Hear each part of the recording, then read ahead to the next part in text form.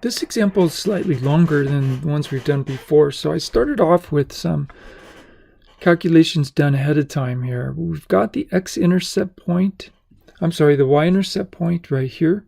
We've got the x-intercept points, and I want you to go back, pause, and convince yourself of all these steps by... All right, but I'm going to continue here, and I want to point out some things about the y-intercept point, the zeros, my x-intercept points. Here's an x-intercept point from this factor, but notice it's a degree 2 factor. And when we graphed our polynomials, you remember multiplicity 2 causes a bounce. And linear factor, when it graphs through the 0, it goes straight through. So just like polynomials, these rational functions will have zeros that may have bounces or chairs or go straight through. So this one is going to bounce off the 0. So you remember what I'm talking about there? When we have a 0, it can bounce off if it's multiplicity 2 or multiplicity 4. Now it may bounce from the bottom or it may bounce from the top. We don't know which way it's going to go just yet. And the other multiplicity, or the other 0 is multiplicity 1. So whatever that 0 is, it's going to have to go straight through. We don't know if it's going increasing through it or dropping down through it. We don't know that yet. But whatever it does, when it crosses at -5, it's going to have to go straight through it. Those are some strong clues for us. Next, and by the way, when we find the zeros, we're focusing on the top of the rational function. Next, we went to find the vertical asymptotes, and there we're focusing on the bottom of the rational function. And we have two places on the bottom where we're going to run into domain restrictions, and that tells us our vertical asymptotes. I got one at 1 and another one at -4. Now the degree of these factors also gives us clues. These are different clues, though, about the vertical asymptote. This vertical asymptote at 1 is a degree 2, and that tells us something about the tails. So this one, the tails,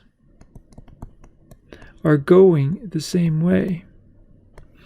And this is degree 1, so the tails are going in opposite directions. So we have some solid clues here about graphing already.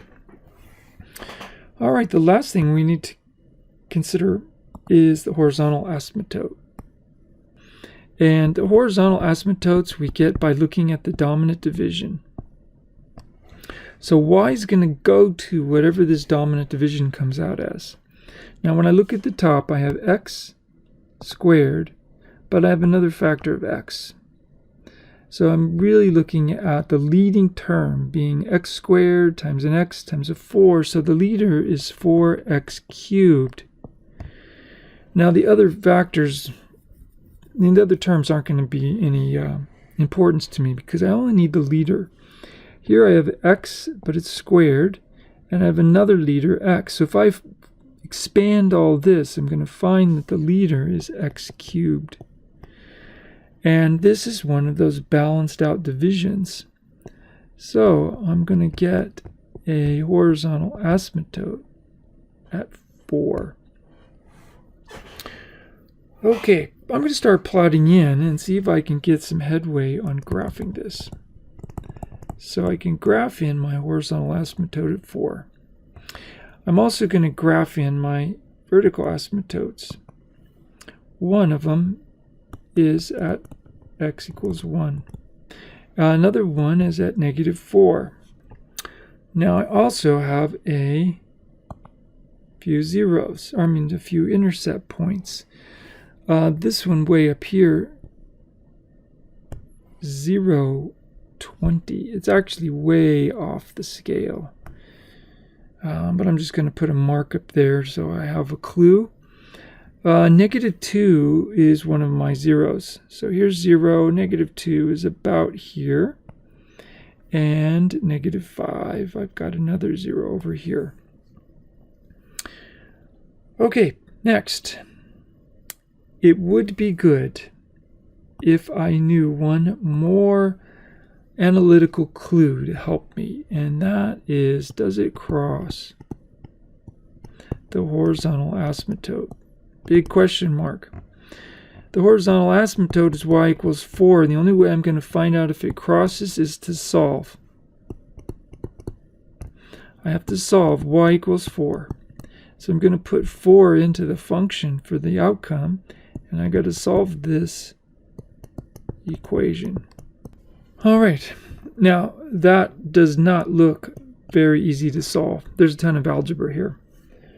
So I'm going to postpone that because I'm going to see if I can graph it with just the logical clues I have from my first analysis. And I do have some strong clues. I've got 3 branches here. And I've got something in the middle. Now it turns out I'm looking at the middle because I have 2 clues in the middle. I have a 0 in the middle, and I have this y-intercept in the middle. And I know one more thing. I know at the 0 it bounces. So when I'm going to graph this, I have a bounce that's going to hit the 0 or hit the 0 and bounce up. I'm trying to figure out which one it is. Well, there is a y-intercept point up here, so the only way I can hit this 0 right here